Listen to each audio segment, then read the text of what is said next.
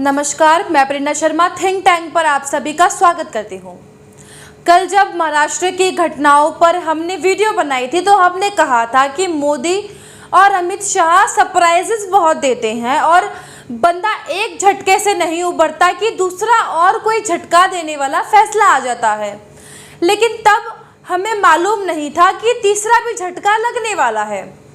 एकनाथ शिंदे को मुख्यमंत्री बनाने के फैसले को हमने मास्टर स्ट्रोक बताया था, लेकिन वहीं एक यूजर ने लिखा कि देवेंद्र फडणवीस को डिप्टी सीएम बनाना मास्टर स्ट्रोक है। यहाँ पर बात ये नहीं है कि देवेंद्र फडणवीस को मुख्यमंत्री नहीं बनाया गया। हमारा अब भी मानना है कि एकनाथ शिंदे का मुख्यमंत्री बनना भारतीय जनता पार्टी के लिए, महाराष्ट्र के लिए, महाराष्ट्र की राजनीति के लिए और महाराष्ट्र की डेवलपमेंट की दृष्टि से बहुत ज़्यादा अच्छा हुआ है।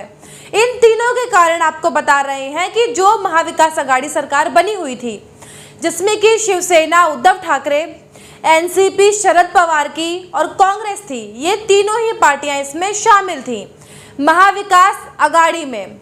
वहां पर पार्टी का कोई भी नेता, कोई भी सर्वमान्य स्तर पर हो, ऐसा दिखाई नहीं देता। मुख्यमंत्री रहने के बावजूद भी अशोक चौहान और पृथ्वीराज चौहान दोनों एक तरीके से हाशिए पर हैं, भले ही अशोक चौहान मंत्री रहे हों। इन तीनों पार्टियों में बीजेपी के लिए कांग्रेस को तोड़ना सबसे ज़्यादा आसान था। यदि बीजेपी को खाली महाविकास आघाड़ी की सरकार गिरा के अपनी सरकार बनानी थी तो सबसे इजी वे था कांग्रेस को तोड़ना, जो काफ़ी ज़्यादा आसान था। दूसरा आसान रास्ता था एनसीपी तोड़ने का। एनसीपी में शरद पवार के अलावा सब टूटने को तैयार हैं, हो सकता है अजीत पवार भी टूट जाएं।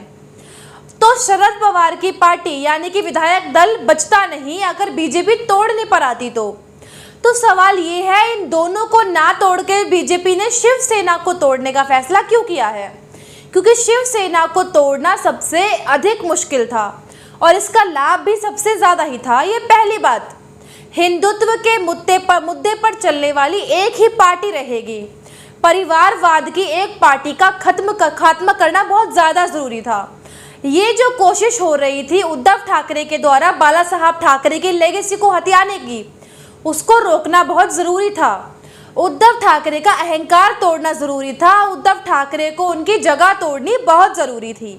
उनकी हैसियत दिखाना बहुत ज़्यादा ज़रूरी था।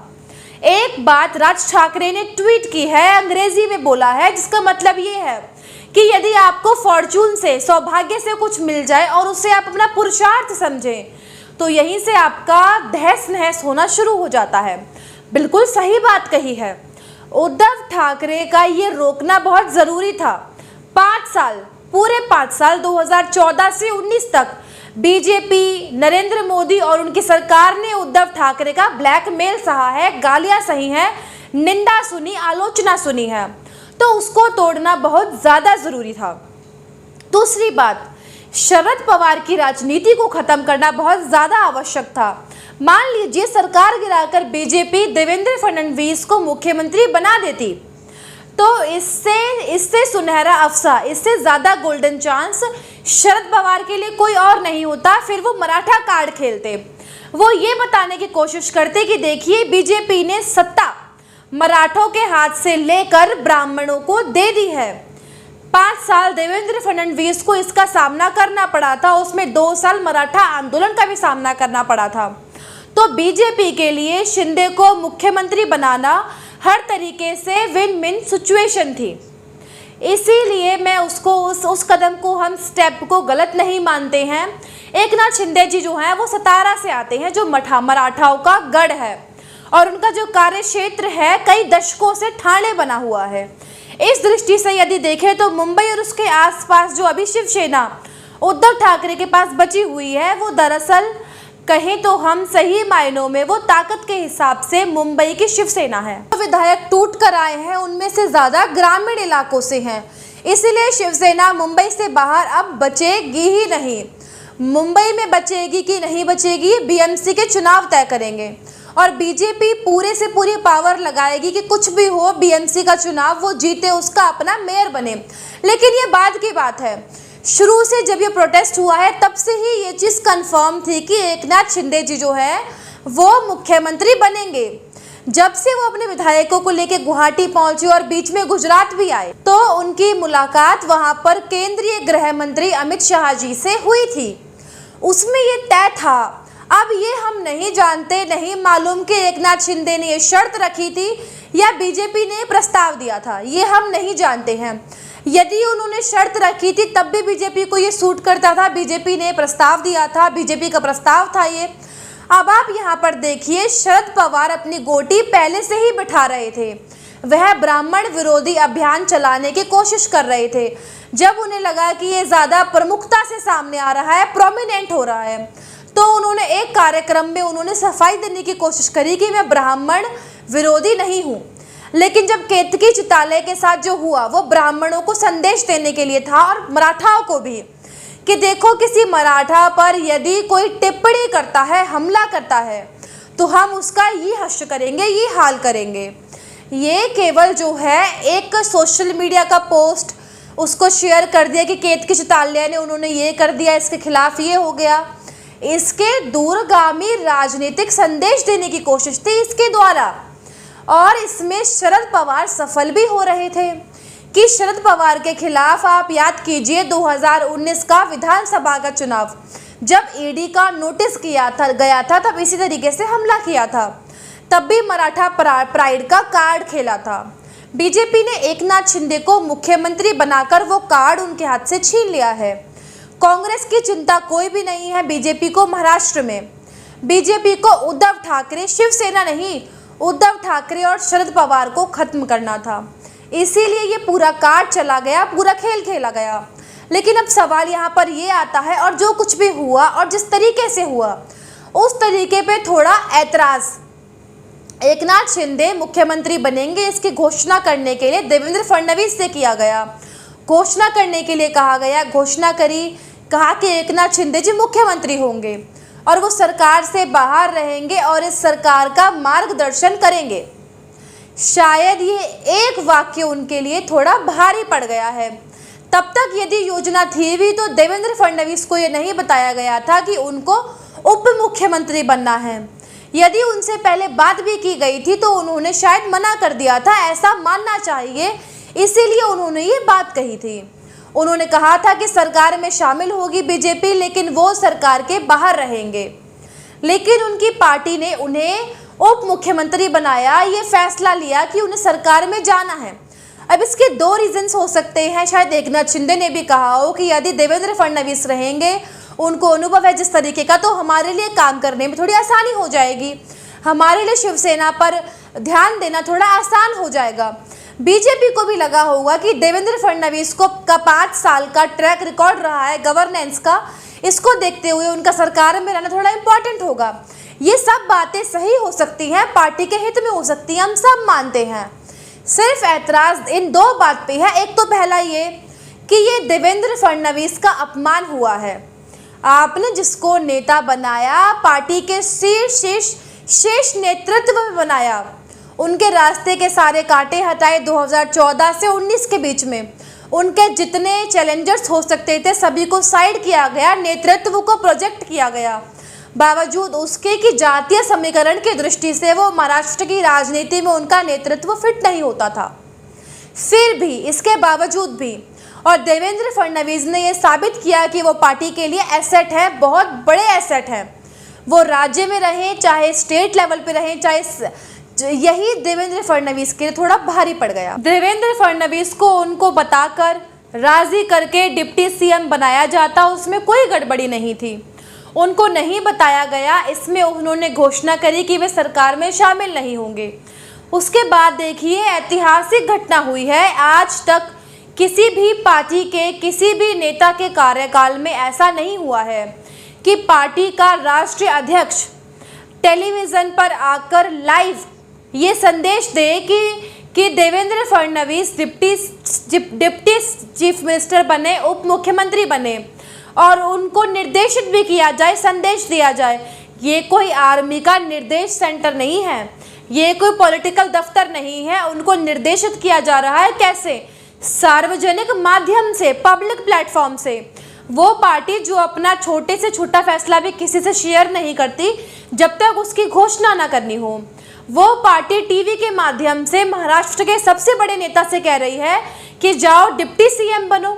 उतने तक ही नहीं रुके, उसके बाद केंद्रीय गृह मंत्री अमित शाह का ट्वीट भी आया कि देवेंद्र फडणवीस ने बहुत बड़ा त्याग किया है। इस त्याग की और अनुशासन की बात जेपी नड्डा ने भी करी। उसके बाद एक ट्वीट आया धर्मेंद्र प्रधान का। तो इससे आप समझ सकते हैं कि बात बिल्कुल साफ नजर आती। अब हमें अंदर की बात तो नहीं मालूम है, हो सकता है मैं जो अनुमान लगा रही हूँ वो भी गलत हो, लेकिन हम जो दिखाई देता है वो कहते हैं। जो सामने दिख रहा है, जो हो रहा है, उसको देखकर आंखें नहीं बंद की जा सकती। और देखिए रहा है कि देवेंद्र फडणवीस का चेहरा देखिए, उनके चेहरे के जो भाव हैं कि वो इस फैसले से खुश नहीं थे, लेकिन उन्होंने पार्टी के अनुशासन के नाते इस फैसले को स्वीकार किया है। उन्होंने जो कुछ बोला है, जो किया है, उससे बहुत साफ था कि वो मुख्यमंत्री ना बनने से नाराज नहीं है, प्रसन्न हैं। लेकिन वो सरकार में नहीं जाना चाहते थे यदि वह मुख्यमंत्री नहीं बन रहे हैं तो। पार्टी ने उनकी ये बात नहीं मानी है, उन्हें उप मुख्यमंत्री बनने के लिए मजबूर किया गया। हमारा जो इतराज़ है वो सिर्फ इतना है, और इसलिए नहीं कि देवेंद्र फडणवीस के साथ ये किया गया, इसलिए नहीं, उससे देवेंद्र फडणवीस का अपमान हुआ, ऐसा कुछ भी नहीं है। सबसे बड़ा डीमोरलाइजिंग ये है कि बीजेपी के कैडर के लिए कि प्रदेश में उनके सबसे बड़े नेता को ये चुनने का भी अधिकार नहीं है कि वो पद पर रहना चाहता है या नहीं रहना चाहता है, या किस पद पर वो रहना चाहता है, या किस पद के लिए वो मना कर दे। तो मुझे लगता है कि ये बहुत ज़्यादा फर्क नहीं आया बीजेपी में कई मायनों में। वैसे तो बहुत ज़्यादा फर्क आया है, लेकिन कुछ मामलों में रत्ती भर भी फर्क नहीं है। 2007 उत्तराखंड में प्रदेश अध्यक्ष थे भगत सिंह कोश्यारी, जो अभी महाराष्ट्र के गवर्नर हैं। उनके नेतृत्व में चुनाव लड़ा गया, चुनाव जिताकर लाए पार्टी को। पार्टी ने ऑब्जर्वर भेजे, विधायकों का बहुमत था, वो था कोश्यारी के हित में। लेकिन हाई कमांड ने बोला कि बीसी खडूर ही मुख्यमंत्री रहेंगे। भगत सिंह कोश्यारी इसके लिए तैयार नहीं थे। उनसे कहा गया था कि आप डिप्टी सीएम बन जाइए और जो मंत्रालय आपको चाहिए वो आप ले लीजिए। उन्होंने साफ इनकार कर दिया। उन्होंने बोला या तो मुख्यमंत्री बनूंगा या मैं कुछ भी नहीं बनूंगा, और वो कुछ नहीं बने। उसका खामियाजा 5 साल बाद बीजेपी ने भुगता। तो आगे में क्या होगा हम नहीं कह सकते। क्या महाराष्ट्र में भी ऐसा हो? शायद ना हो, क्योंकि महाराष्ट्र में जो मेल मिलाप बनाया गया है बीजेपी की दृष्टि से, महाराष्ट्र की राजनीति की दृष्टि से, वो काफ़ी अच्छा कॉम्बिनेशन बनाया गया है। और ये लोकसभा चुनाव में आप मान के चलिए कि बाकी जगहों से जो भी कमी होगी सीटों की, उसकी भरपाई करने वाला कॉम्बिनेशन है। देवेंद्र फडणवीस को उनको बताकर राजी करके डिप्टी सीएम बनाया जाता, उसमें कोई गड़बड़ी नहीं थी। उनको नहीं बताया गया, इसमें उन्होंने घोषणा करी कि वे सरकार में शामिल नहीं होंगे। उसके बाद देखिए ऐतिहासिक घटना हुई है। आज तक किसी भी पार्टी के किसी भी नेता के कार्यकाल में ऐसा नहीं हुआ है कि पार्टी का राष्ट्रीय अध्यक्ष टेलीविज़न पर आकर लाइव ये संदेश दे कि Devendra Fadnavis deputy chief minister बने, उप मुख्यमंत्री बने, और उनको निर्देशित भी किया जाए, संदेश दिया जाए।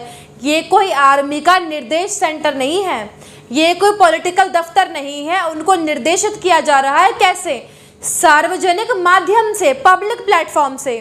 वो पार्टी जो अपना छोटे से छोटा फैसला भी किसी से शेयर नहीं करती जब तक उसकी घोषणा ना करनी हो, वो पार्टी टीवी के माध्यम से महाराष्ट्र के सबसे बड़े नेता से कह रही है कि जाओ डिप्टी सीएम बनो।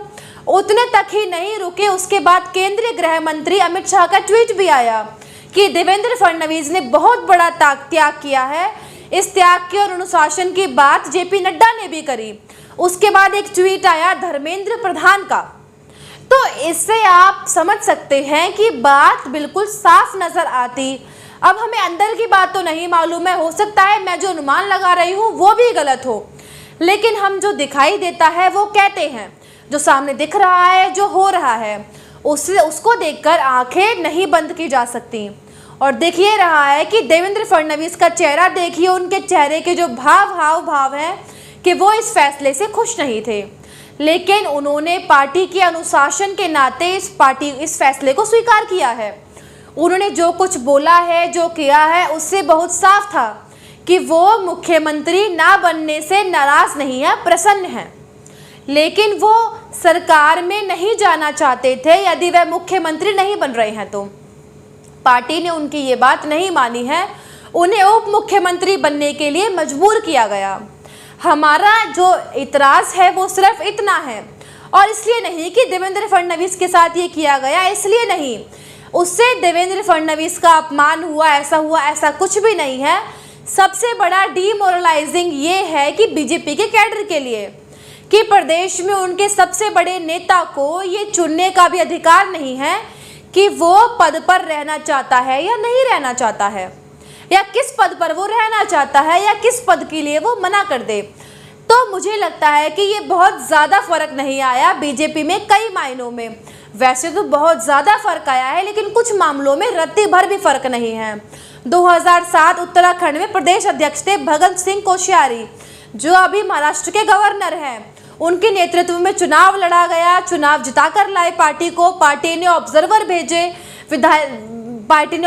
भेजे, विधायकों का बहुमत था, वो था कोश्यारी के हित में। लेकिन हाईकमांड ने बोला कि BC खडूर ही मुख्यमंत्री रहेंगे।